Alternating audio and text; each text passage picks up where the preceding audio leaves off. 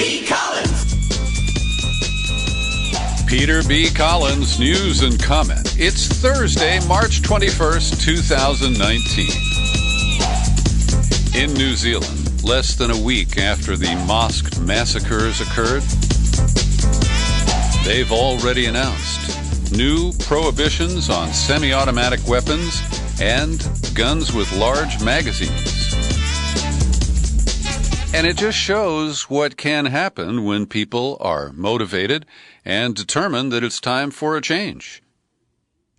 And it shames us here in these United States to see a country with 4.2 million people and just about 2 million guns come to terms with the carnage that is unleashed by semi-automatic weapons, what are loosely called assault weapons, and that term can be misused, there's no question about it.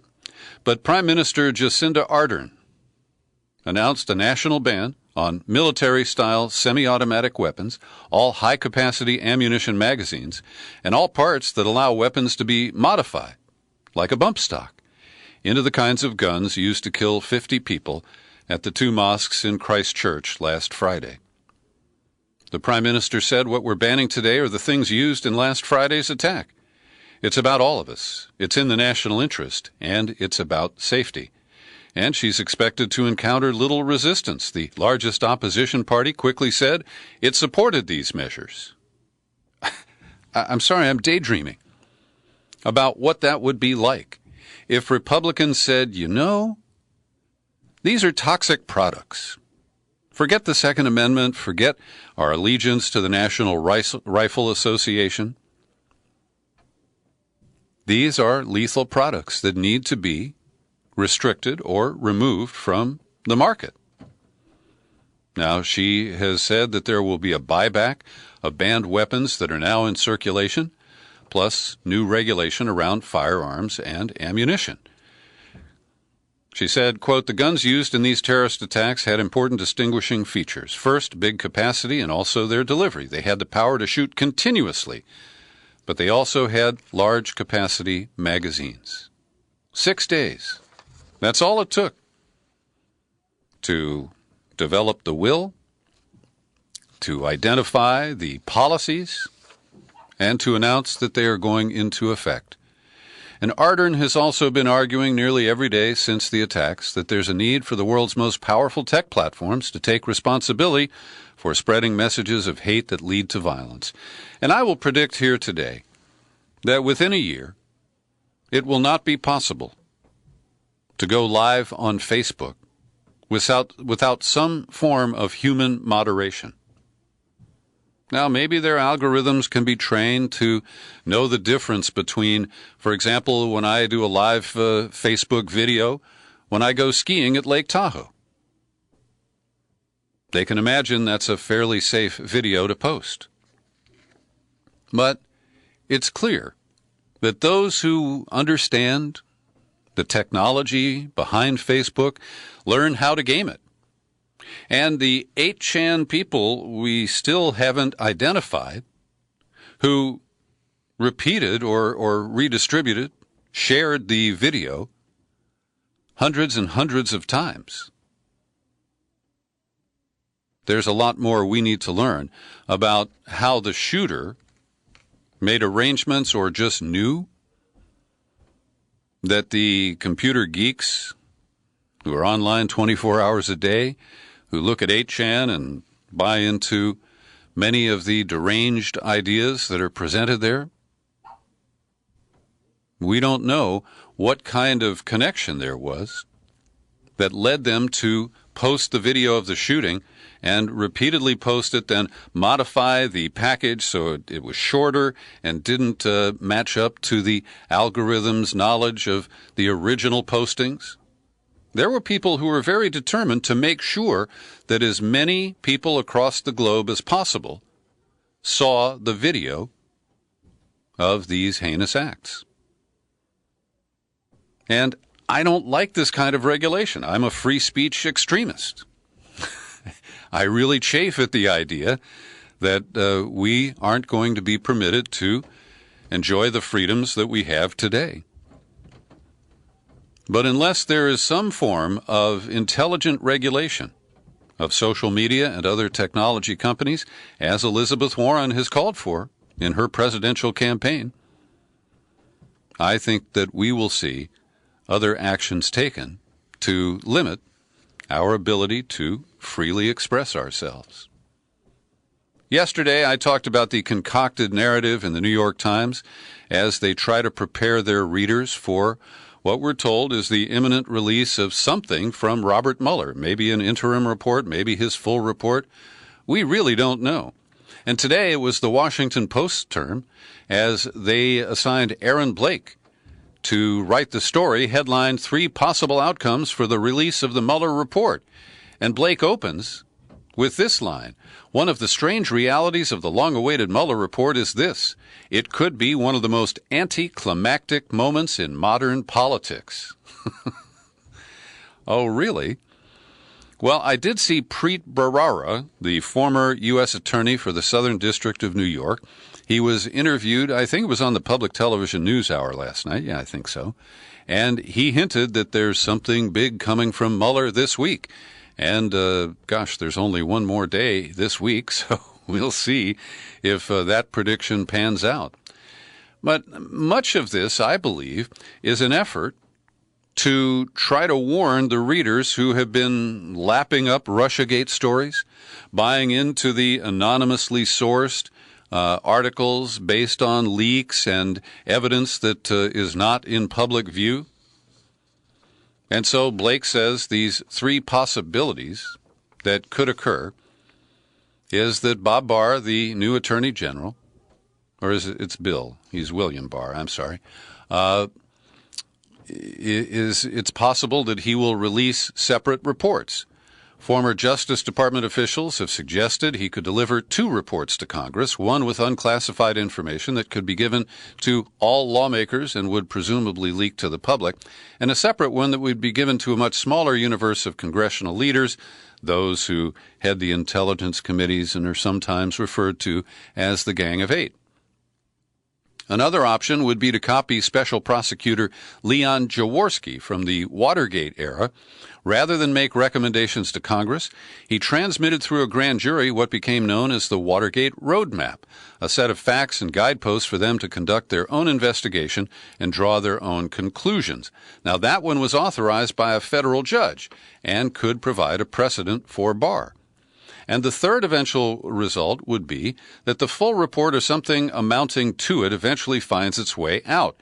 House Democrats have said they'll press for it. The House voted 420-0 in a non-binding resolution to make it public. Trump is now saying, and of course it's seen as a dodge, to let people see it. But the bottom line is we don't know how this is going to play out. And we don't know what's going to be in a Mueller report. And every indication I see, despite the efforts by the New York Times and Rachel Maddow and the Washington Post to indicate otherwise, is that he has not found any proof of collusion between the Trump campaign and Russian operatives. And let's limit that to the Russian government, not just individuals who happen to be Russian. So we will see. And as I have promised from the beginning of this saga, I will follow the evidence and comment accordingly. Over in London, Theresa May gave a very brief, perhaps her shortest speech ever to Parliament. She went in and she said, 2 years on, members of Parliament have been unable to agree on a way. I guess that's a typo. I'm reading it verbatim here. And it says to agree on a way to implement the UK's withdrawal. I don't know if she repeated herself that way or this is bad copy editing from the New York Times. She continued, as a result, we will now not leave on time with a deal on March 29. This delay is a matter of great personal regret for me. You, the public, have had enough. You want this stage of the Brexit process to be over and done with. I agree. I'm on your side. She continued, the House of Commons has been prevaricating. Do they want to leave the EU with a deal? Do they want to leave without a deal? Or do they not want to leave at all. So far, Parliament has done everything possible to avoid making a choice. And then she walked out. Oh, this little mini-drama might have made her feel better.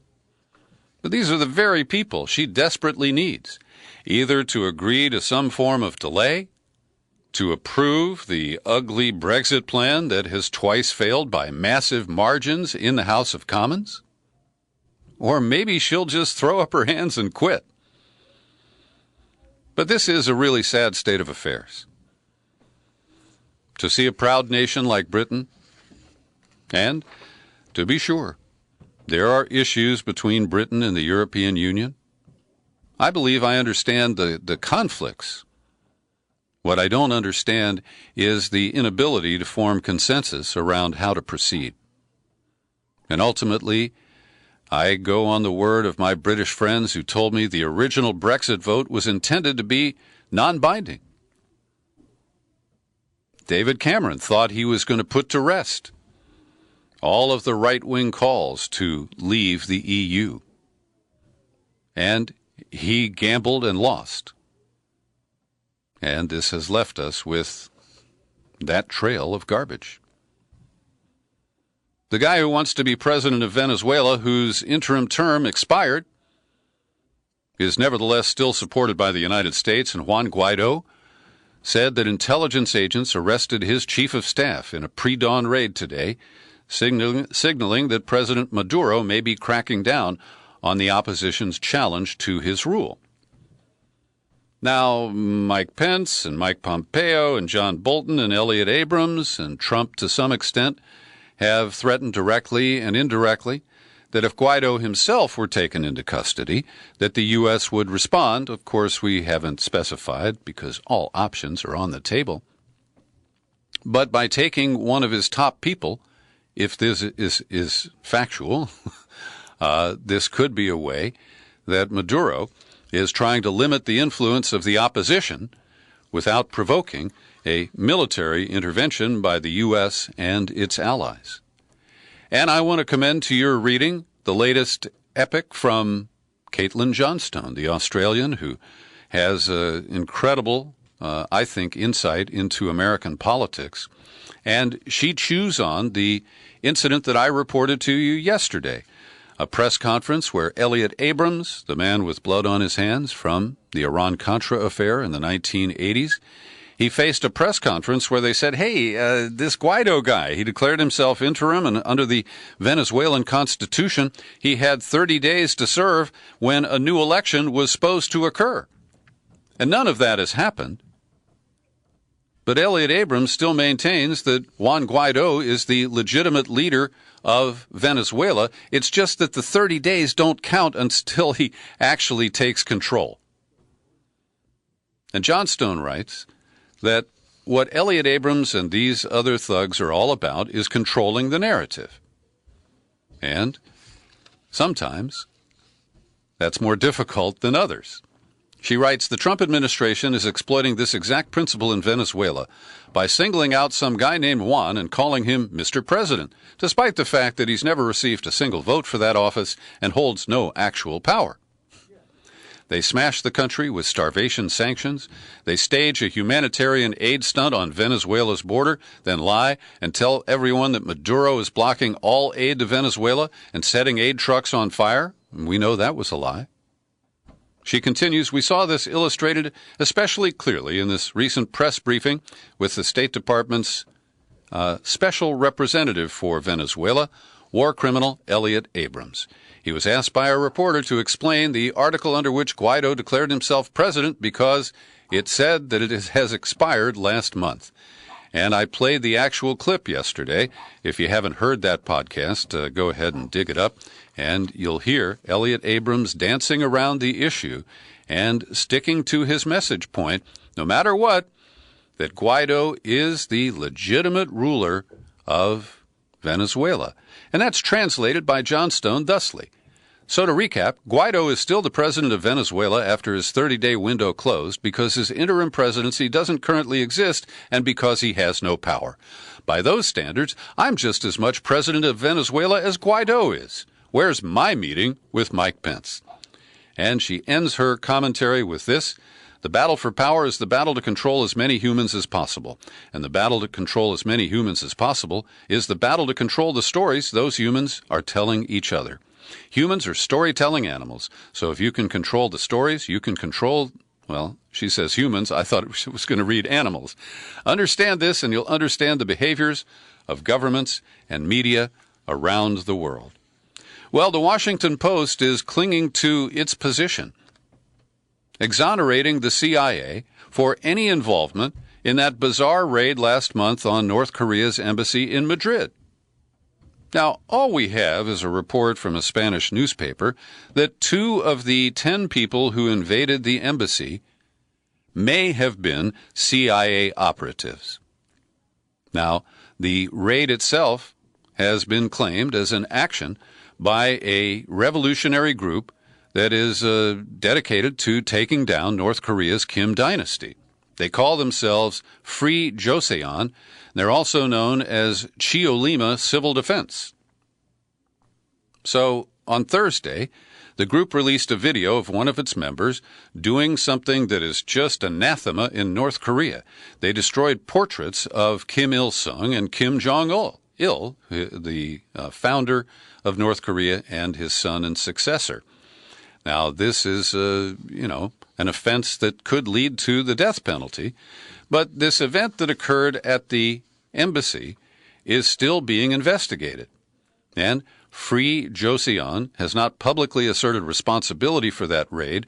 I think I inaccurately indicated that just a moment ago, but they are actually taking credit for it. And get this. The headline of this Washington Post story reads, "Revolutionary group that raided North Korean embassy establishes contact with FBI." Now, this is novel because establishing contact indicates that they hadn't been in touch before. But we know that after this murky group went after the people involved in the public execution of Kim's exiled half-brother at the airport in Malaysia, well, this group evacuated a nephew of Kim Jong-un from Macau because they thought he would be next. And they collaborated with the FBI in that operation. That was in 2017. And now the Post wants us to believe that they are just establishing contact with the FBI. And earlier I mentioned that they used this report to once again exonerate the CIA while presenting no evidence. Quote, Spanish news outlets suggested that the CIA was involved in the raid. However, people familiar with the operation said U.S. intelligence agencies did not play a role. Now, that is a fabrication. The idea that they can quote people familiar with the operation, and we're supposed to just sit here and say, oh, yeah, well, I'm sure the Washington Post knows what it's telling us. Every day I pause for a minute to thank the people who support my work here at the Peter B. Collins Podcast with your subscription dollars. And I keep a list here by my microphone. Louis Scolari just renewed his annual subscription. John Dickerson is a monthly subscriber. And let's see who else is on the list here. Jeff Lipinski and Paul Lacombe. They each kick in $5 a month. That's probably not too hard for most of the people who listen. And if it is a hardship, keep listening without any guilt. I have no problem with that. But if you're in a position to chip in $5 a month, I'd like you to do it. Visit peterbcollins.com. Click on menu. Click on Become a Subscriber. On the sign-up page, you can choose a PayPal subscription, $5, $10, or $20 a month. The $50 annual subscription earns you our bonus gift, the new book by Justin A. Frank, M.D., called Trump on the Couch. I'd love to send you a copy with your new annual subscription. As always, if you are allergic to PayPal, yo comprendo, you can address your correspondence to my P.O. Box 150-660, San Rafael, California, 94915. Mint Press News is a small independent media operation. I think they're based in Minneapolis. And I take a look almost every day to see what they're reporting. And this is the only news outlet that gave me details about the Thug Summit. That's my tag for the meeting between Trump and Jair Bolsonaro, who is the new strongman leader of Brazil. And Bolsonaro came in. He said he supports the wall. He just kissed Trump's ass every way he could. But the only outlet that has reported that Bolsonaro got a special visit to CIA headquarters in Langley, Virginia, is Mint Press News. And I will credit the bylined reporter here, Alan McLeod. Nice going. Now, what the hell was Bolsonaro doing visiting the CIA headquarters? Was he getting tips on how to repress his own people? Or was he checking in with the people who helped him win the presidency of Brazil last year? Now, I don't know the answer to that question. But next week, Benjamin Netanyahu has his well-greased visit. He's got 2 dates at the White House. He's speaking to AIPAC. He's running for re-election in Israel by campaigning in the United States. Will he visit Langley? I doubt it. I can't think of any recent foreign leader who visited the United States who was treated to a visit to our spook headquarters. And I wish I could explain why. Speaking of Brazil, the corrupt predecessor of Bolsonaro, Michel Temer, was arrested today, less than 3 months after he left office, as part of the sweeping corruption investigation that has brought down dozens of top politicians, the car wash scandal in Brazil. Now, Temer was known to be corrupt from the first day that he was parked in office, installed to replace Dilma Rousseff, who was the lefty who was the successor to Ignacio Lula da Silva. And Lula was going to run against Bolsonaro, but it was inconvenient because he was in jail behind Michel Temer's charges. And I don't know if Lula was innocent of the car wash scandal or not. But Temer has been arrested, and at least there is some justice in Brazil. Of course, under Bolsonaro, who knows where it will lead. We're learning more about Boeing and the way it rushed out the 737 MAX line of airliners. And they didn't train the pilots well enough. They claim that this was just like the old 737s, and this was a cost savings benefit to the airlines who purchased them. And we know that the pilot of the Ethiopian Airlines 737 that crashed had not yet attended or watched the iPad video that was supposed to update him on the features of the 737 MAX. We know now that the plane that crashed in Asia, Lion Air, last year, the pilots were feverishly looking at a manual trying to understand why the plane kept tipping downward. And it's because of software that was installed by Boeing in order to reconfigure the aeronautics of the plane. Now, I'm not an expert on this, but from what I've absorbed from people who are, is that they added heavier or different engines to the 737 MAX, and it caused the plane to be unstable. So they countered with this MCAS software, which essentially is supposed to offset the aeronautical weakness of the aircraft.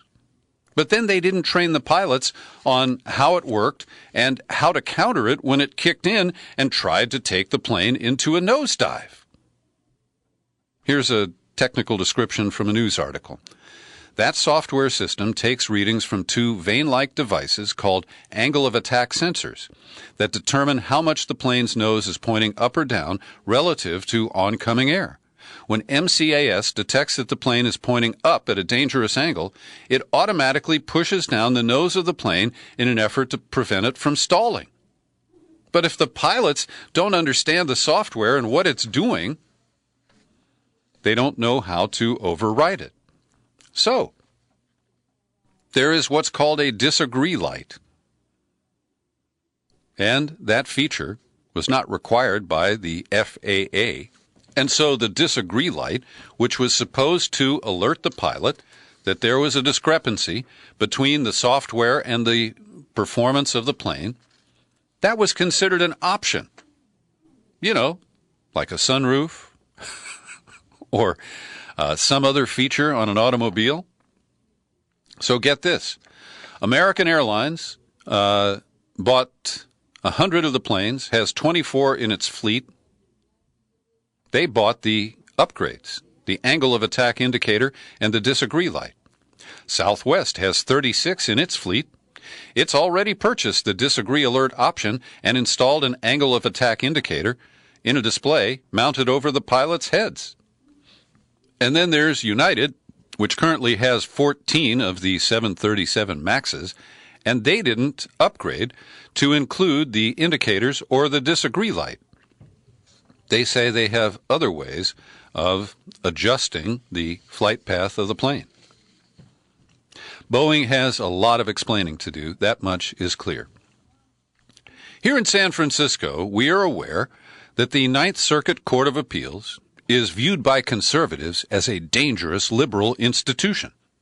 And now, what is supposed to be a nonpartisan group, the Judicial Conference, whose members are judges representing the nation's federal courts, have proposed expanding the number of judges, adding 5 more to the Ninth Circuit Court of Appeals. Now, the argument is that the caseload is so heavy that we must have more judges on the Ninth Circuit. And with the court-packing machine that the Republicans have set up under Trump and Mitch McConnell in the Senate, this could allow them to rebalance the court in favor of Republicans. So keep an eye out for that potential maneuver. Now, I am happy with the Ninth Circuit for its ruling last Friday, which continues the injunction that's blocking any construction of the Keystone XL pipeline. And I recorded an interview with attorney Steve Volker, which you'll find at Who, What, Why in the next few days, which goes into detail about that ruling, and he is very pleased with the Ninth Circuit. But here's a ruling that just came out yesterday that I find bizarre and inexplicable. This is a case from Fresno where the cops raided the home of 2 people who were accused of running an illegal gambling operation. And the inventory sheet that the cops signed said they seized about $50,000 in cash. But the defendants said the amount was actually $276,000. Now, the men who the money was taken from were never charged with any crime after they agreed to forfeit the 50,000 number. But then they said, well, hey, what about the rest of the money? The $226,000. The court said that the owners couldn't sue in federal court to get their money back without proof that their constitutional rights had been violated. And suits against police must clear the additional hurdle of showing that those rights were clearly established. So they're saying that these guys are shit out of luck. That $226,000 will just disappear. And the plaintiffs established that one of the cops in this case was convicted of stealing money in another matter. So a judge who participated in the decision, Mylan Smith, said, the allegation of any theft by police officers, most certainly the theft of over $225,000, is undoubtedly deeply disturbing. Whether that conduct violates the Fourth Amendment's prohibition on unreasonable searches and seizures, however, is not obvious. Pretty obvious to me, Your Honor. Good piece by Mehdi Hassan today at The Intercept, recapping Joe Biden's history and arguing that if and probably when he enters the 2020 presidential race, he will essentially be Hillary 2.0. And he goes through a checklist here. Iraq war supporter? Check. Clinton was pilloried by the left and right as a wild-eyed hawk, and Joe Biden will have to carry the same baggage. And a friend of Wall Street? Check. Clinton had a Goldman Sachs problem. Biden has an MBNA problem. That is the bank in Delaware, one of the largest credit card issuers, and they've been giving him money and hiring his kid and other things that make quite a connection there. Question, champion of mass incarceration? Check. Joe Biden, of course, is the guy who authored the crack cocaine penalty and he was a champion of the 1994 crime bill. He was talking tough on crime, just like Bill Clinton did, just like Hillary Clinton did. Next question, establishment friendly? Check. You don't have to detail that on Joe Biden. And then there's gaffe prone. And yes, Joe Biden is deeply gaffe prone.